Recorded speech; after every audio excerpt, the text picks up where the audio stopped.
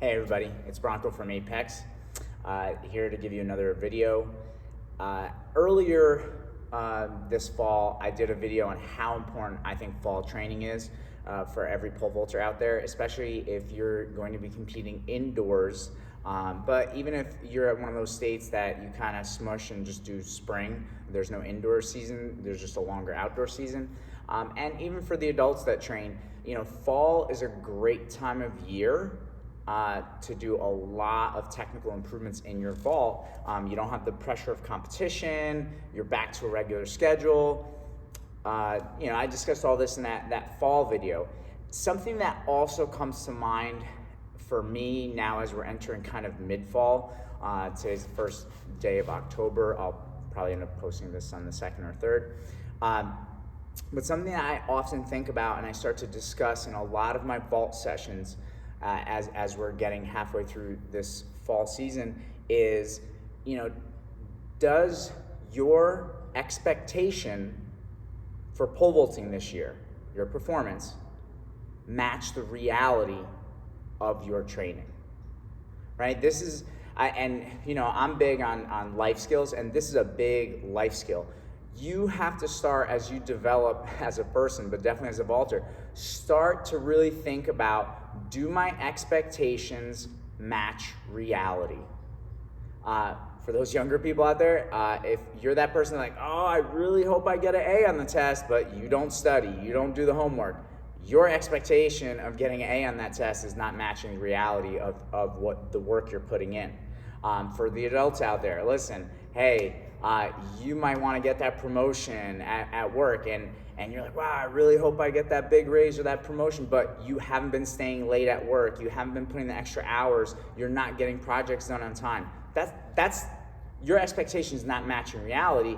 And oftentimes when we don't have our expectations tie in with reality, we walk around really upset. And then when we're upset and we're emotional, we don't make good decisions.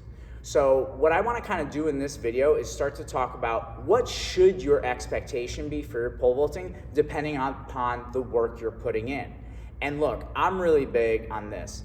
If you're happy, I'm happy. I am not going to pressure anybody into training harder, putting more time in. If you're happy with what you're getting from your training, you're enjoying it, keep going. But if you have some expectations that are not happening, hopefully this video starts to give you some insight on how much work you really have to put in if you're expecting some big time results, okay? So one of the things that we have to kind of talk about is, where are you at in the vault, okay? And just to kind of simplify it, I'm gonna put everyone into three brackets, okay? We have our beginners. Those are people that have just started vaulting. You have maybe 1 to 3 years of vault put in. And I say 1 to 3 years because it also depends on, are you training year round? How frequently do you train every week? Also, we can go into off the runway training, right? But let's just put beginners into 1 to 3 years. If you've been vaulting 1 to 3 years, you're a beginner.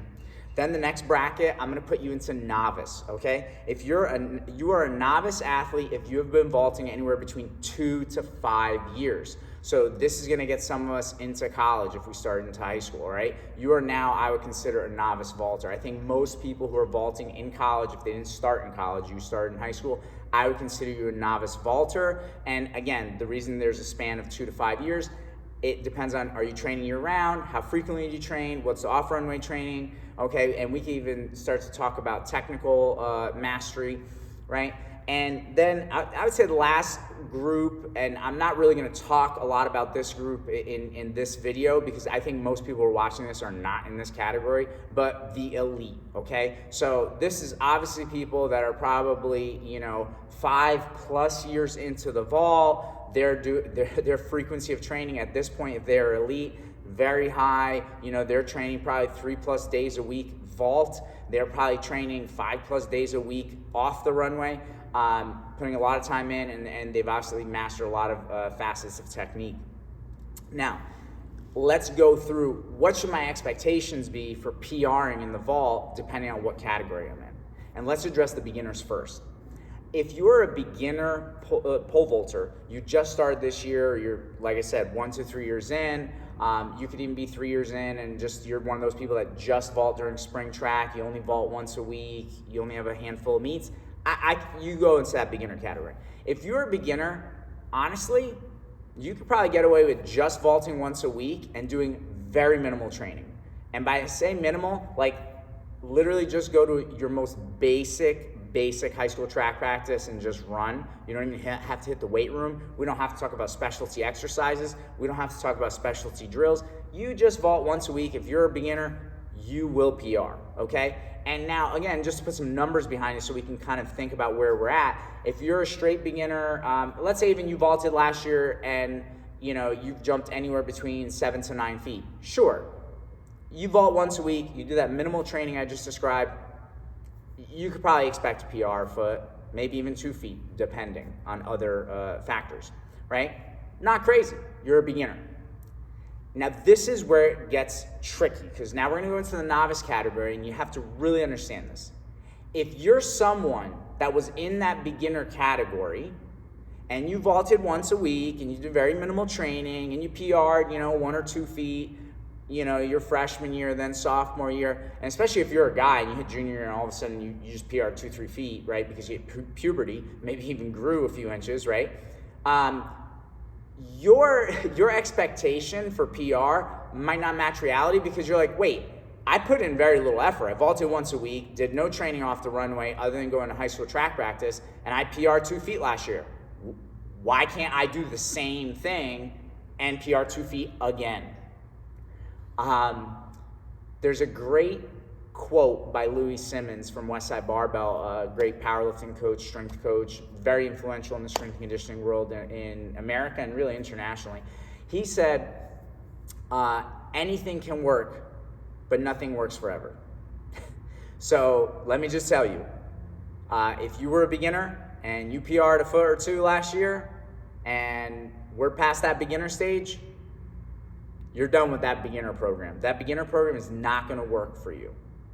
Now again, before I even get to the novice category, if you have fun pole vaulting and your expectation for your vaulting this year is just to have fun, you just enjoy it, keep jumping once a week. Don't worry about much else. Enjoy. Now I'm gonna go back to how I started this video. If, however, though, you're going to the meets and you don't PR and you're getting upset about it, you have to realize that now you have to do more if you want to PR. You're no longer a beginner. If you've noticed that your results have now plateaued, you're not getting those PRs, and you'd like to jump higher, you have to realize the once a week vault, the only high school track practice, is not enough. You're going to have to do more. You are now what I would consider a novice pole vaulter. So you've been vaulting anywhere between 2 to 5 years. You're in that range. At this point, hopefully you've already started to increase the frequency of your vault training and you vault hopefully 2-3 times a week at this point. If not, I'm telling you right now, that's the first thing. If you do not vault 2-3 times a week, if you're a novice vaulter and you want to get a PR this year, you have to uptick that frequency. You have to start vaulting 2-3 times a week. It is critical. And now I'm going to explain why. The reason that you need to train more than once a week, once you get into that novice stage as a vaulter, is when pole vault coaches are training you, we basically have to toggle, and again, I'm really going to keep it simple. We basically have to toggle between a small, medium, and big practice. Okay, small, medium, big. What does that mean? A big practice, a big day, right, is where you're doing a medium to long run approach and doing lots of full jumps. This practice is more about just, working on that longer run, figuring out your step, figuring out your pole, figuring out your grip, maybe a little bit of technical stuff, but really it's just kind of a max out day. You're going full effort, okay? Then you have your medium day, which might be some drilling from a shorter approach, let's say 2, 3, 4 lefts, and then you might do a medium approach, depending on where you are. That medium approach might be 4, 5, 6 left, okay, and you do some full jumps. And then you have a small day. Literally, one of my vaulters last year, he was a senior in high school last year, jumped 15.6. his small days were literally zeros, ones, and twos, and very, very technical. We really do those partial drills. We're working on one part of the jump. Wouldn't even get back to a 3. Wouldn't even be doing a full carry. Wouldn't even be doing full jumps. Maybe a full jump from a 2 with like an overhead or low carry, but very, very technical sessions. The thing is, if you're in that novice stage where now you're not just doing very basic drills, now if you come in once a week, what a vault coach has to do is they've got to smush all 3 days in one. I think at the novice range, you could definitely get by with 2 days. I think that's okay, because you can do a small/medium day and then have a big day, okay? But if you're doing 1 day a week, a coach is gonna have to either smush that, like drill a little bit in, let's say, the first half of the practice and then do some full approach, or toggle weekly. Like this week, we're gonna do drills. Next week, we're gonna do big day. Maybe big day one more time, then back to drills. Drills, big day. Well, now, think about it. 4 weeks, you did a drill day, big day, or even just you just went a month. Someone who's coming 3 days a week, they're getting better at a much faster rate. It is gonna take you a lot longer, time-wise, in a year to get through drill progressions, to get better at them, and then apply them to your full approach. So this is why if you are a novice athlete, you're no longer a beginner. It's not your first year of vault. You've been doing it 2-3 years. Your PR is not, let's say if you're a girl, you're not at, 7 feet anymore. You're a guy, you're not at 10 anymore. You're going to need to practice more frequently than once a week. And at this point, I have to address off the runway training. If you are no longer a beginner, look, beginners can come in, and even if they can't even do a pull-up, you're gonna start to PR. You may not turn. You'll jump and you'll clear some bars without turning. You'll PR a little bit. You'll have some fun. And again, if you're having fun, great. Just keep having fun. But if now your expectation is you want to take it to the next level, not only do you have to increase the frequency of your pole vault training, but you're gonna have to do some off the runway training. First of all, everybody knows you have to get faster, right? Why is Mondo the world record holder? He's the fastest guy on the runway. How do you get faster? Listen, you can Google this, but you have to do short sprints. And when I say short sprints, I'm not talking 200s. You have to do stuff under 100 meters. 60-meter sprints are great. I mean, the fastest men on the planet reach top speed in 60 meters. The guys who run the 100 in the Olympics. So if you're doing sprints of 60 meters or less, you'll be going at top speed, okay? Then, obviously, you have to have some kind of lifting program. You have to have upper body lifts, lower body lifts.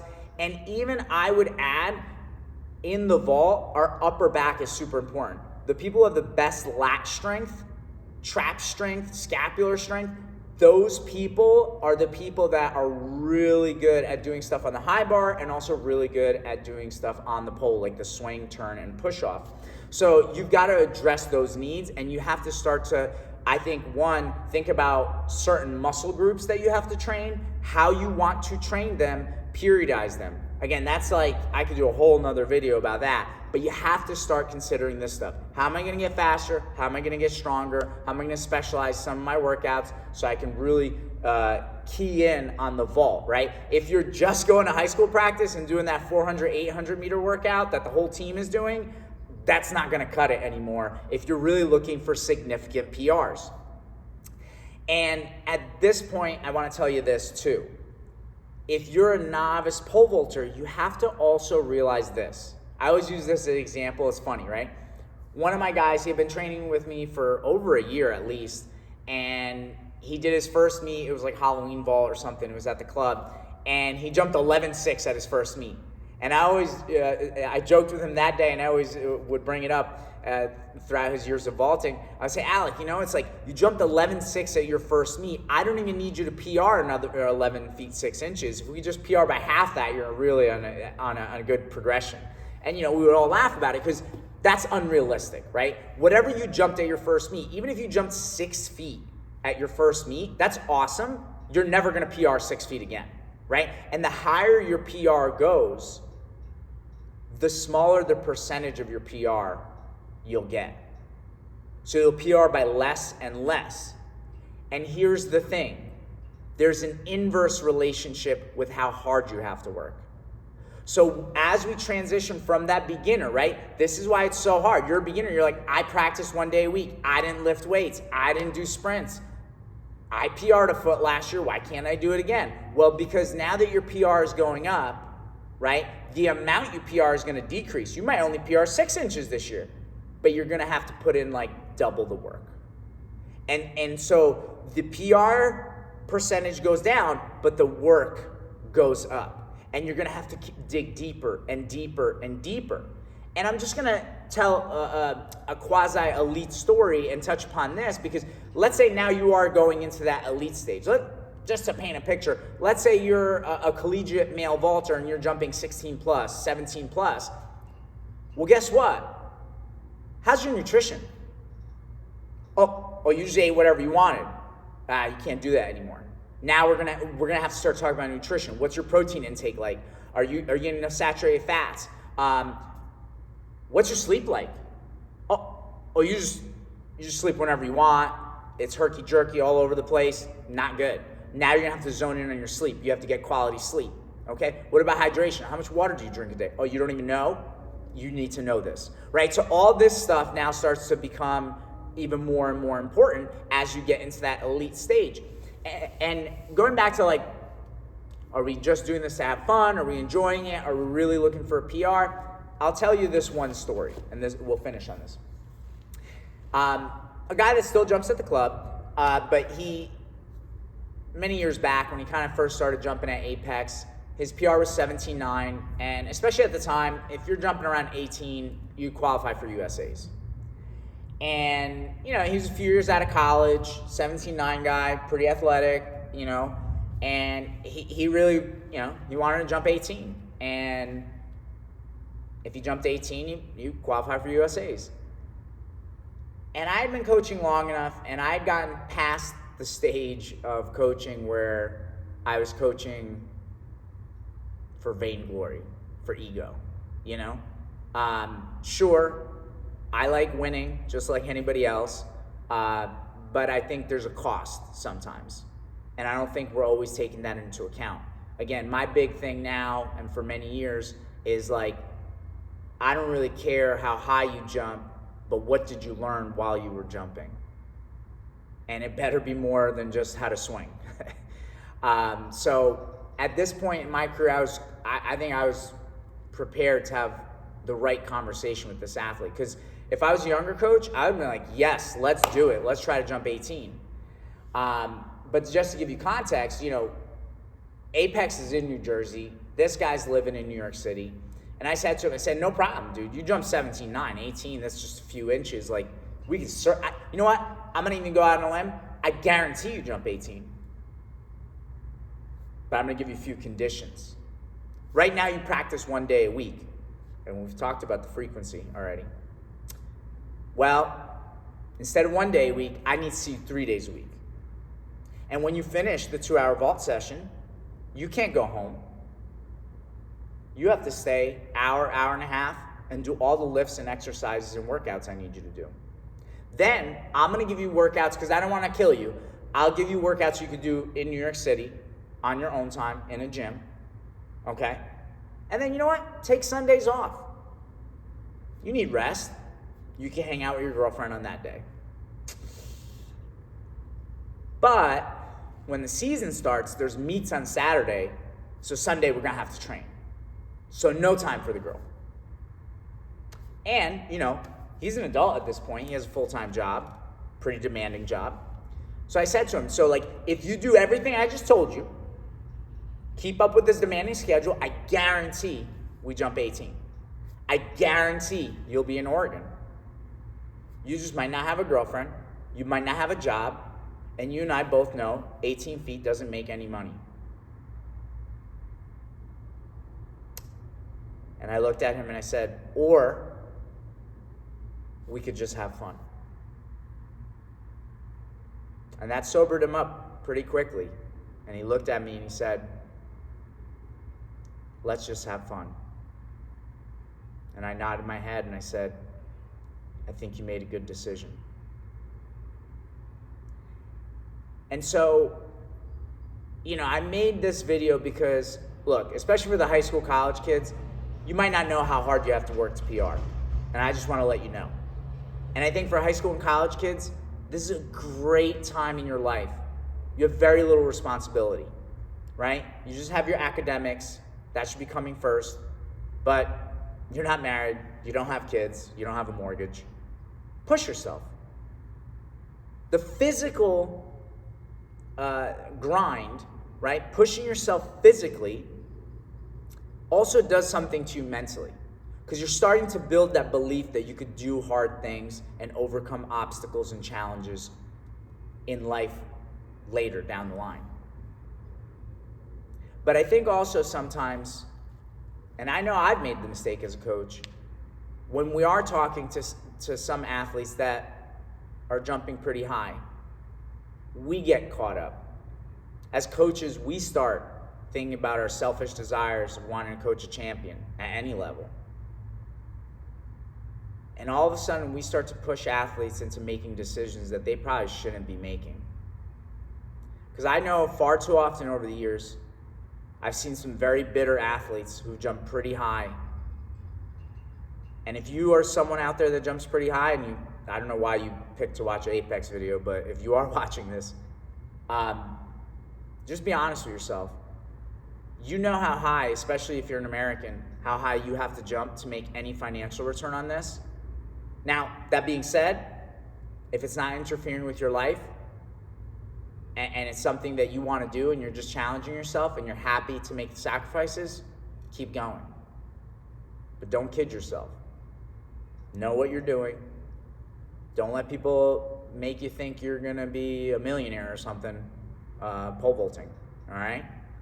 And for those of you coaching out there who think, I don't even know what's going to happen if you coach someone to this level or that level, you should be coaching because you care about people and you want to help somebody, all right? So everybody out there, athletes, coaches too, let's make sure our expectations match reality, right? And if you're not sure about what kind of work you need to do to PR this year, make sure to contact us. Email us at apexvaulting@gmail.com. People also DM me in the Instagrams. I sound like I'm 80 years old on Instagram. And I've been thinking about too a little bit an idea of something I'd like to do that would be more intensive than just sending me an email. Let me know.